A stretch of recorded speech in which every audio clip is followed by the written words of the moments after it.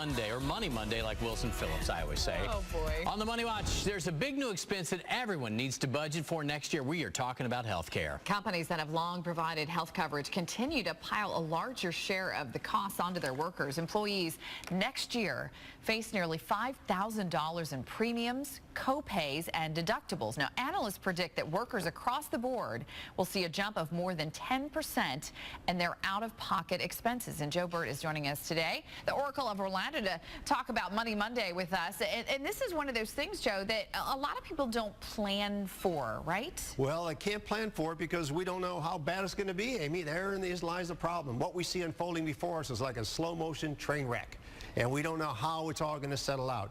Self-employed people and individuals are getting those notices right now to know that their plans are changing.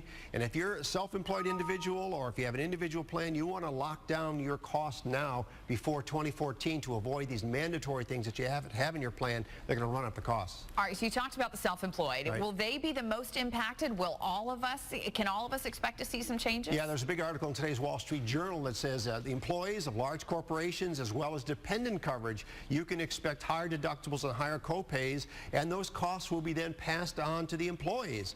And you know, it's a tax. If you look, just look at what we're struggling about. I heard on your earlier segment, the cost of gasoline going up 20 cents a gallon.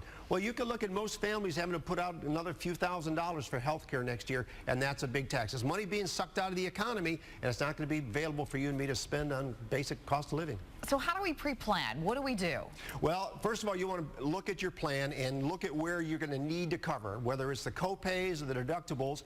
And if at all possible, you want to use what's called a health savings account or a flex spending account. Now, this allows you to set aside pre-tax money. You get a tax deduction for it. It's not taxed today. And set it aside in a separately segregated account that you can use to cover those deductibles and co-pays. And depending on your tax bracket, you can save anywhere from 10% on up to 40%. So if you have access to a flex savings account, which is available through your employer, or a health savings account that you generally set up on your own, you definitely want to look at that as a vehicle. All right, it is great advice. And Joe, how can people find you if they have more questions? Well, you can find us at financialgroup.com. That's our website, and we're there to help you. All right, Joe Bert, always a pleasure. Thanks for coming in this morning.